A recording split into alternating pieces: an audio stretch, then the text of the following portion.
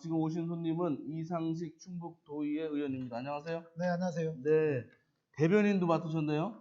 글쎄요, 초선인데도 불구하고 초선 막중한 책임을 맡게 됐습니다. 네, 아주 대변인도 맡으시고 아주 활발한 활동을 하고 계십니다. 특히 의원님 오늘 모신 이유는 차기 대통령 비서실장으로 임명될 것으로 다 알고 있는, 그런데 이제 아직은 임명을 안 됐습니다. 노영민 주중대사님을 아주 지금까지 모셨던 보좌관 출신입니다. 몇 년 정도 같이 일을 하셨죠? 네, 총 합치면 이제 18년째고요. 16년은 지금거리에서 같이 이렇게 있었죠. 그러면 최근에만 요번에 중국 가시고 할 때만, 그렇죠. 네. 그러니까 대사님은 대사로 가시고 우리 보좌관님은 의원님이 되신 거네요. 네, 물 건너가기까지는 제가 따라가지를 못해가지고. 중국어를 못 하시나? 글쎄 말이에요. 그리고 또 한 분이 이장섭 네, 부지사님. 네. 아주 핵심 보좌관들이 다시 충북도의회와 충북도 정무부지사로 근무를 하고 계시죠. 노영민 주중대사님과의 저희 인연도 있고 해서 한번 그걸 좀 보여드릴까 싶어요. 이건 아까 보셨던 거고요.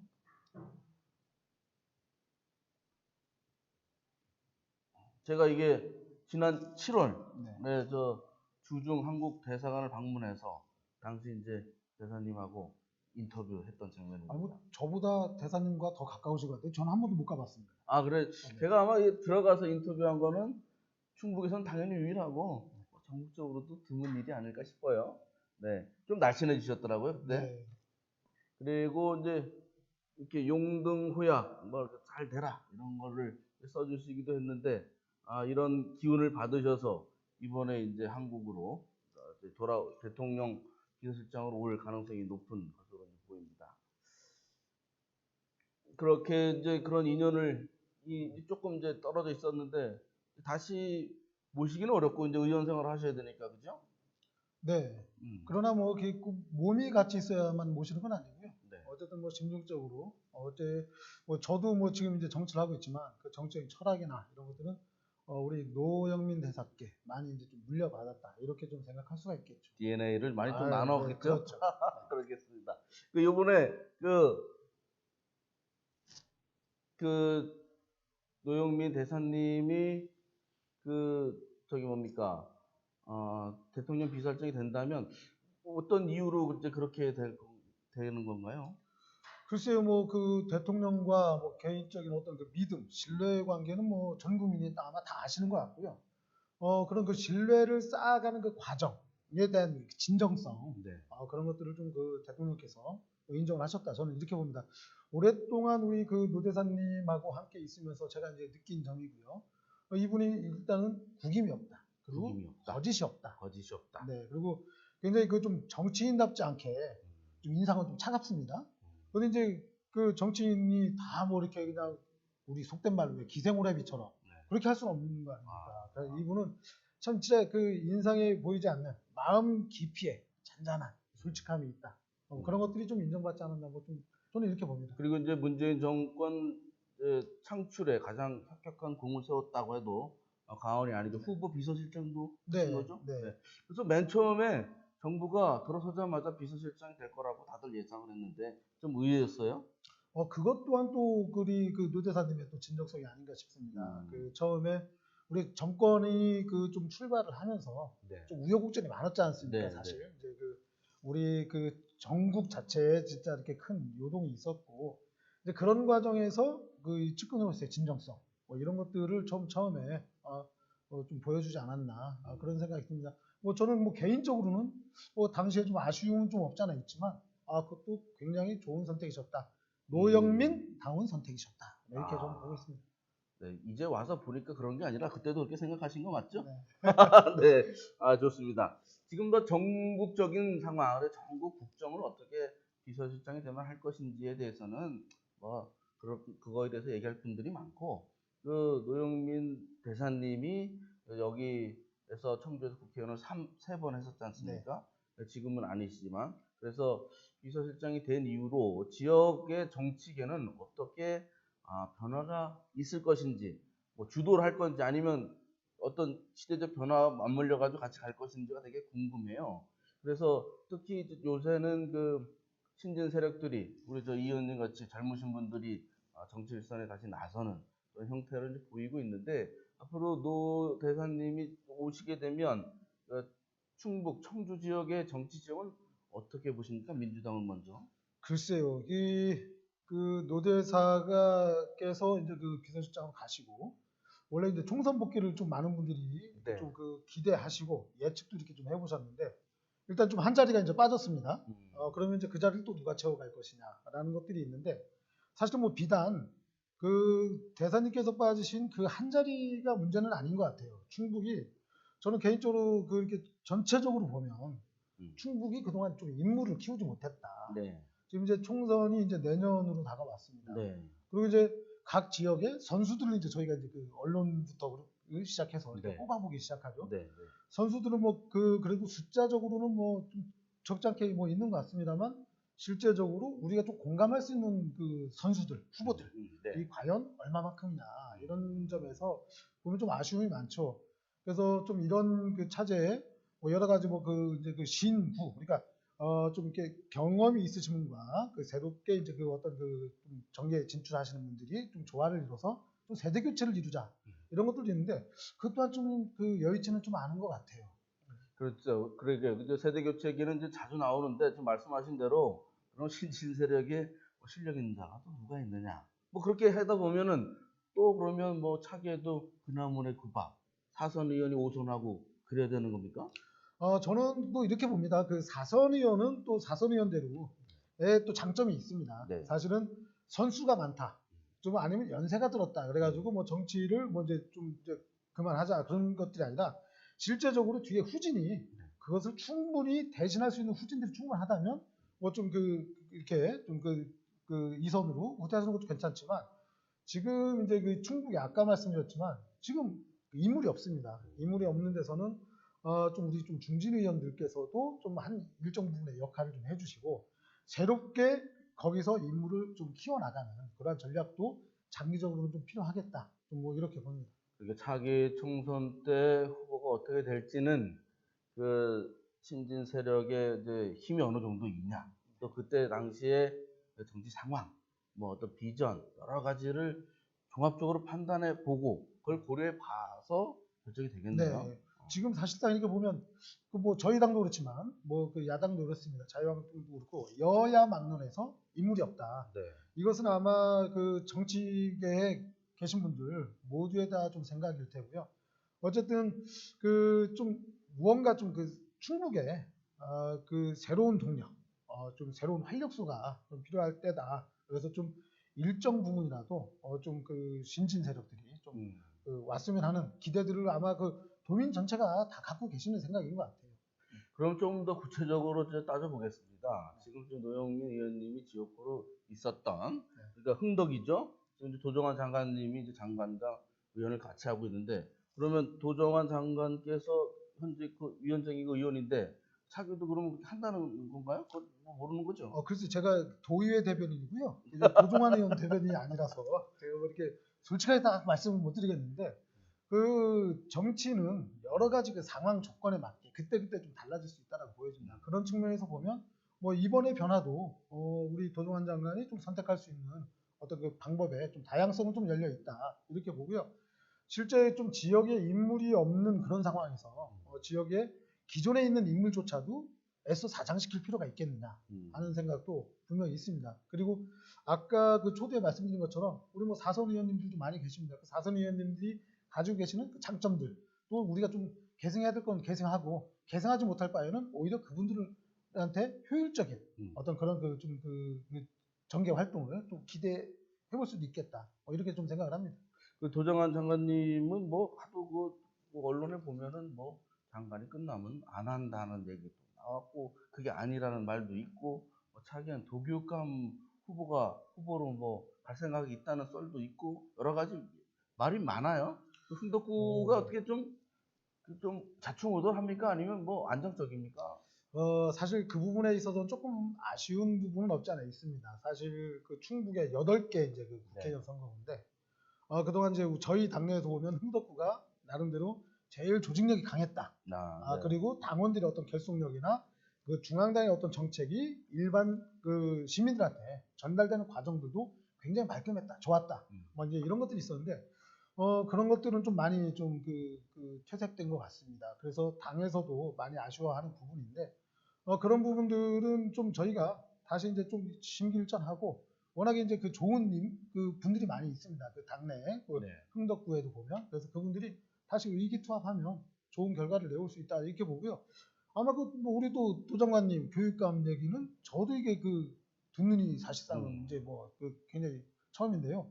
우리 또 김영우 교육감님 좀 잘 하고 계시는데 그 부분을 또 하시기가 그래도 쉽겠냐? 좀 뭐 이런 생각도 좀 있는데. 네, 그래요. 그건 뭐 어차피 그 정치가의 떠도는 설 중에 하나니까 그렇다고 치고 그럼 또 그 오재세 서원구 의원님 네. 이쪽 지역구 같은 게 어떻습니까? 그 서원구 같은 경우는 그 저번에 그 오 의원님께서 도지사를 이제 하려고 하다가 이제 안 됐어요. 그래서 이제 다시 전열을 가다듬어서 국회에 이제 큰 인물이 되고자 하는 것으로 방향을 전환한 것 같은데 거긴 분위기 어떻습니까? 아까 이제 흥덕구가 조금 약간 그 전 분위기에서 좀 퇴색됐다라고 하면 서원구는 굉장히 조직력이 좀 튼튼해졌죠.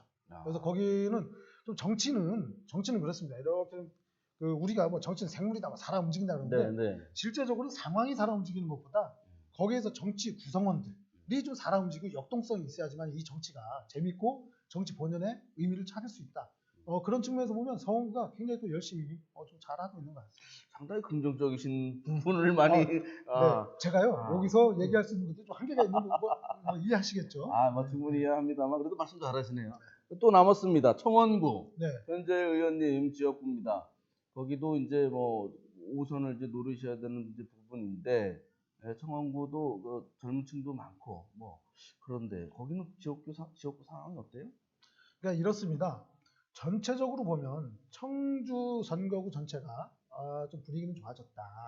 그리고 어쨌든 이제 그 유권자가 과거 우리 뭐 자민련 시절에 생각하던 뭐 충남과 동일하게 가면서 좀 보수적인 색채가 짙었다. 뭐 이런 표현들이 과거에 있었는데요.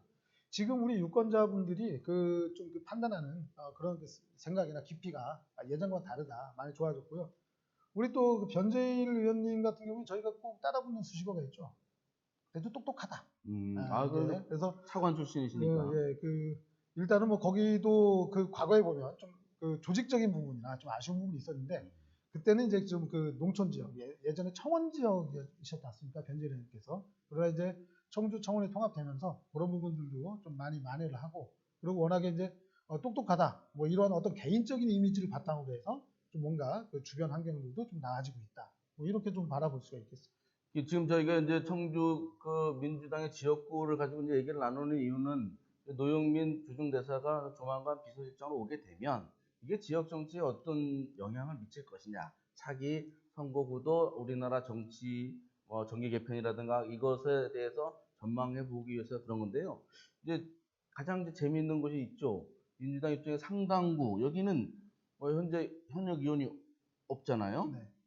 거기에 이제 도전자들이 있고 현역 지역위원장은 따로 계시지만 거기에 이제 눈독을 들이는 분도 많지만 정의당이 거기를 내놔라 이렇게 말할 가능성도 높다고 하던데요. 글쎄요, 뭐 우리 김종대 현 의원께서 상당부에 많이 공을 들이시고 공을 들이는 과정에 여기는 전략 지역으로 뭐 이렇게 좀 같이 민주당과 뭐 공동의 공천 뭐 이렇게 뭐 이렇게 주변에 말씀을 하신다고 좀 전해 들은 바가 있습니다. 그런데 사실 좀 저희가 청주나 충북의 아직 정치 정서상 이제 그런 것들이 좀 쉽지 않겠다. 그리고 저희가 지금 충북 해봤자 이제 8개 선거군요. 그렇죠. 예. 영호남, 수도권 여기에 비하면 굉장히 의석수가 적어요. 근데 여기에서 과연 공동의 공천이 이루어질 것이냐 이런 것들에 대해서는 좀 비관적으로 보는 그런 의견들도 뭐 적지 않게 있습니다. 그러면 의원님은 어떻게 보세요? 연동형 비례대표제 이게 이제 도입될지 안 될지는 모릅니다, 그죠? 그런데 일단 도입될지 안 될지는 어떻게 보세요? 글쎄요, 그거 뭐 제가 지방의원이 뭐 중앙 정치권에 대해서 뭐 예측하기는 그렇고요. 그래서 어쨌든 필요는 하죠. 네, 연동형 비례대표제가 어떤 그 표의 등가성, 그러니까 표 준 대로 의석을 가져가라 이런 거였는데 이런 것들로 볼 때 차기에는 그러한 이제 정의당이나 이런 당의 그런 공세도 상당히 강할 것 같고 그런 상황인데요. 여기에 대해서 그 민주당이 지금처럼 뭐 중량감 있는 중진 위주로 갈 경우에 경쟁력이 있을까 하는 그 의구심도 많이 제기되고 있어요. 네, 그거는 뭐 이제 또 그 더 논의해보고요.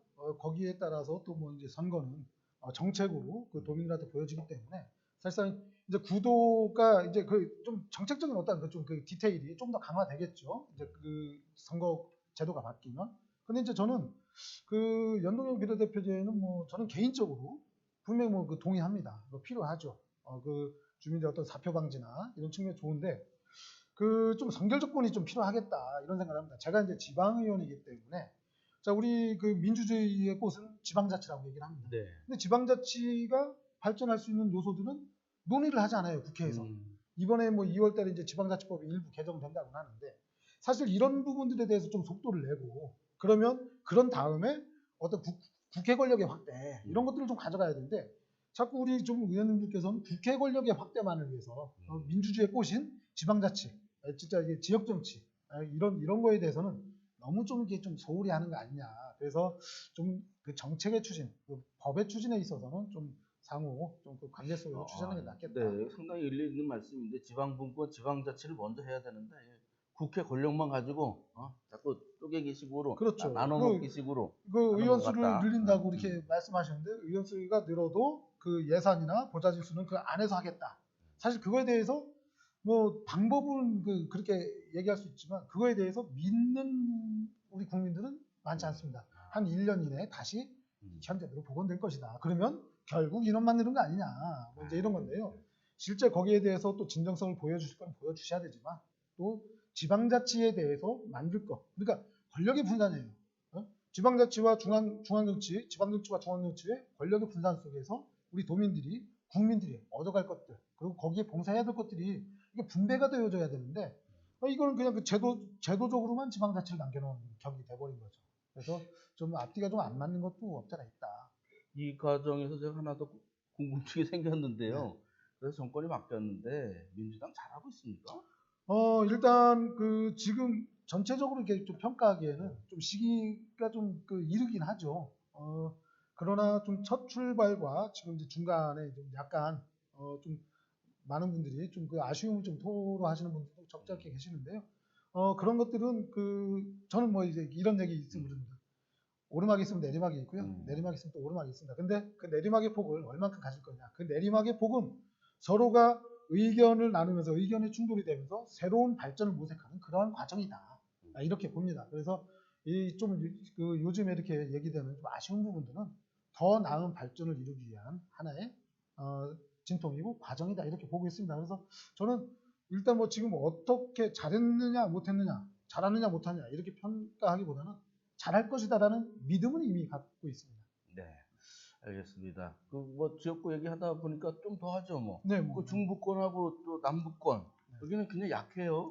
고리가 이렇게 형성되어 있는데. 네, 저희 당에서 보면 제가 뭐 아까도 말씀드렸지만 제가 이제 그 전체적인 판을 해야 되는 그런 위치에 있지 않기 때문에 사실상 뭐 그 어떤 직설적인 말씀을 드리기는 그렇지만 그래도 뭐 당원의 입장에서 좀 이제 좀 상황을 둘러보면 좀 많이 좀 아쉽죠. 진짜 아쉽죠. 그리고 그것이 아쉬운 게 초두에 말씀드렸던 지역에서 네.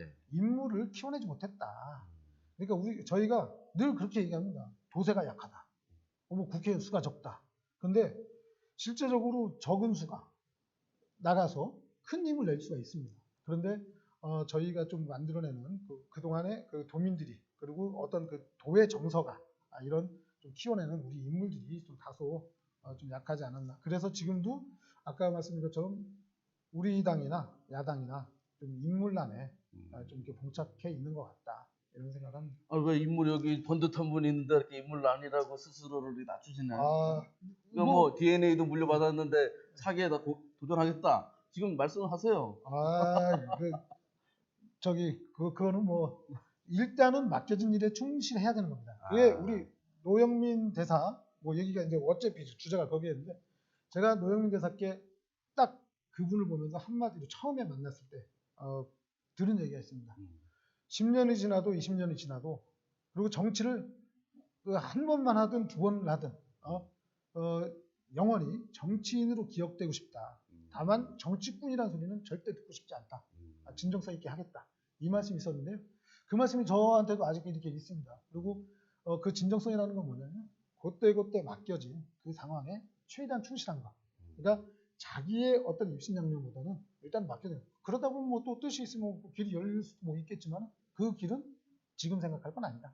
세태에 영합하지 않고 꼼수 쓰지 않고 그렇죠. 남 뒤통수 때리지 않고 네. 그렇게 하지 말아야 할 것들 안 하고 정도를 많이 겨뤄 오셨다라고 이제 가까이서 한 20년 가까이 네. 지켜보셨네요. 거기에 이제 같은 보좌관 출신인 그 이장섭 경부지사는 그러면 어쨌든 차기 후보군에 늘 이제 거론이 될 수밖에 없는데 이분의 향배는 어떻게 될 거로 보세요? 이제 뭐 아직 이제 우리가 그 총선이 아직 좀 많이 남았습니다. 네. 그 사실은 많이 남은 건 아니에요. 아니, 이게 그렇죠. 준비를 내년, 하고 네. 하려면 기간적으로 그러는데 저희가 선택의 폭이 넓지 않은 우리 지역의 어떤 그 상황상 보면 시간은 그래도 좀 여유는 있다. 이제 이런 측면에서 보면 좀 그 더 판단을 해봐야 될 것 같고요. 사실은 좀 그 새로운 신진에서 봤을 때 뭐 팔이 안 우르고 벗어 그런지 몰라도 제가 보기에는 뭐 일단은 이장섭 부지사가 신진 세력의 가장 선두주자긴 하죠.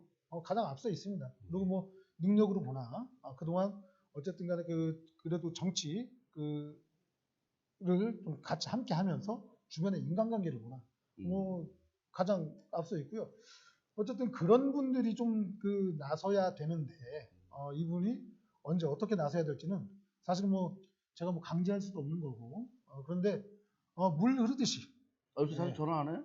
요새는 자주 못 만나? 아니 뭐 자주 보죠. 자주 보는데 뭐 형 동생으로서 또 얘기할 게 있고 또 네. 정치적으로 얘기할 수 있고 그리고 또 우리 뭐 또 좀 밝혀야 될 것들 좀 제가 조금 보니까 차기 주자 중에 그래도 이장섭 경부지사를 가장 이제 1등으로 보셨고 나머지는 좀 더 열심히 해보라 뭐 이런 것도 들리는데 팔은 안 울었습니다. 팔. 네, 하여튼 뭐 충분히 이해가 됩니다. 하여튼 그 이장섭 정무부지사의 행보도 어떻게 될지 굉장히 이제 주목을 받는 그런 인물이라고 할 수 있습니다. 그 노대사님을 이제 지근거리에서 많이 모셨는데 이거 정치인으로 기억되고 싶다 말고 뭐 에피소드라든가 뭐 기억에 남는 것도 뭐 있어요? 제가 이제 사실 그 노영민 대사를 처음에 봤을 때는 당혹스러운 일들이 좀 한두 번이 아니었습니다. 사실. 당혹스럽다. 네. 그 처음에 그 어느 행사장에 가서 처음 만났을 때입니다. 처음 선거 나올 때 어느 행사장에 가서 이제 우리 고사를 지내는데요. 신발을 벗고 올라가고 저도 이제 그 뒤에서 이제 올라가려고 이제 같이 이제 뭐 제가 수행을 했으니까 올라가는데 신발 안쪽을 보니까 구가 다 해졌더라고요. 그 양말이 뒤꿈치가 빵꾸 났습니다. 좀 뭐냐? 좀 수수하다 뭐 이렇게 평가할 수 있지만 사실 처음으로 제 입장에서 좀 많이 당혹스러웠죠. 나와서 이제 말씀을 드렸습니다. 양말이 빵꾸 났던데니까 대수롭지 않. 그래? 그냥 이렇게 이렇게 너무 대수롭지 않게 나가는 그 속에서 평상시의 생활을 좀 엿볼 수 있었다. 뭐 토론회 할 때 시계를 차고 나가셨는데 시계가 그 아드님 시계를 차고 나오셔서 만화 시계 파란 색깔에 만화 시계를 차고 나오셨더라고요. 그래서 토론회가 끝나고 나서 저희 시계가 너무 튑니다 그랬더니 그분 대답이 이거 시간은 잘 맞아. 그래요. 네, 그러니까 이게 좀 그 생각하시는 바가 이게 제가 아까 꾸밈이 없다 말씀드렸지 않습니까? 바로 그런 겁니다. 그냥 이분한테는 실용적이고 좀 필요한 것들이 있지 나를 꾸며서 나를 억지로 표현하고 싶자 하는 그런 분은 아니다. 그럼 아드님 말씀이 나왔는데 지난해 11월인가요? 그때 결혼을 했죠? 네. 근데 왜 아무도 안 알리고 결혼을 했더라고요? 좀 알리시지 그래. 아니 근데 그런 것 같습니다. 이게 또 나름 그래도 유명인인데 유명인 해서 또 그 북새통 이루고 하는 것들이 사실은 축하는 전화로 받거나 마음으로 다 받을 수 있는데 꼭 현장에서 또 여러 가지 또 이제 좀 불필요한 그런 요소들을 감히 살 필요가 있느냐 뭐 이제 이런 생각이 있었죠. 가족들하고 가까운 친척들. 가족들, 친척들 그리고 이제 그 신랑 신부 친구들 이렇게. 그렇게가. 왜냐면 거기를 알고 간 사람이 또 있으면 아, 그분은 가서 참 자랑스러워할 때고 못 간 분들은 애써 좀 서운하고 그런 그렇죠. 면이 있죠. 네, 그러니까 오신 분은 연락 받으신 거고 만약에 못 오신 분은 연락조차 못 받으신 거니까 아 우리가 그런 관계였나 연락도 못 받나 이랬는데 전혀 연락을 하지 않아서 아무도. 네 그래서 아, 제가 그때 그 현장에 있었는데 청주분 딱 한 분 계셨습니다. 오, 네, 그래요? 네. 오, 누구라고 말씀하시기는 어렵고 그 정치하시는 분이에요? 아닙니다. 정치인은 아, 아니고요. 아, 워낙에 친하시고 저기 하셔서 거기는 이분이 어떻게 다른 경로를 통해서 오신 거죠. 알 수밖에 없는 네, 분이군요. 그래서 딱 그 한 분만 오셨다. 네. 여기에서도 보면 뭐 모든 걸 다 알 수 있죠. 네, 이제 다시 돌아가서 지금 노영민 대사님이 비서실장이 된다면 지금 문재인 정부가 일부 언론에 이런 데서 뭐 지속적으로 뭐 경제 문제를 비롯해서 여러 가지로 공격을 받고 있지 않습니까? 이런 이제 방패 역할, 뭐 이런 여러 가지 역할들이 기대가 되는데 그 의원님이 보시기에는 노 대사님이 앞으로 비서실장이 된다면 어떤 역할을 잘 해주실 기대하고 또 어떤 역할을 했으면 좋겠는지 좀 말씀해 주시죠. 그분의 그 능력은 좀 탁월한 부분이 있어요. 그 상황을 똑같이 봐도 아까 이제 우리 이장석 부지사와 제가 하나의 그 현안을 보고 저희끼리 그래도 많이 논의를 해봅니다. 네. 그러고 나서 보고를 드려요. 이건 그래서 이렇게 그런데 그 상황에서 전혀 다른 해법을 찾아내십니다. 그런 것들이 한두 번이 아니에요. 그래서 저희 둘이 모은 머리보다 그 한 머리가 난데요. 실제로 굉장히 좀 그 상황을 직시하고 그 좀 해결하려는 어떤 그런 그 사고가 굉장히 좀 남다르신 게 있어요. 그래서 그런 것들이 좀 적절하게 저는 활용될 수 있으리라고 보고 또 경제 부분도 굉장히 또 해박하십니다. 그렇기 때문에 저희가 지금 어려운 그 경제 사실 좀 어렵다는 것보다는 좀 과도기라고 볼 수 있는 경제인데요. 아까 우리 뭐 정초시 원장님께서도 말씀하셨지만 그래서 좀 그런 부분들도 좀 슬기롭게 그리고 도민들, 그리고 국민들과 함께 좀 이렇게 그 지혜를 모아가면서 잘 해내시리라고 이렇게 봅니다. 연세대 경영학과 출신이시죠? 네. 아, 마침 경제기가 나왔는데 경영학과 출신이라 뭔가 남다른 면이 기대가 되는군요. 네. 그나저나 의원님 저기 지방의원 생활할 만하세요? 힘듭니다. 뭐가 힘들어요? 네? 힘들어야죠. 그래서 뭐 재밌습니다 얘기하면 안 되죠. 힘듭니다. 네, 근데 힘든 만큼 더 저를 채찍질 해가면서 더욱더 힘들도록 이렇게 만들면서 더 노력해 가도록 하겠습니다. 지역구가 어디예요? 저는 복명 1동 복대 1, 2동. 1동, 복대 1, 2동. 네. 아, 그렇군요. 알겠습니다. 유권자 8만 아니 저희 그 인구수 8만 6천. 오, 최대 인구수입니다.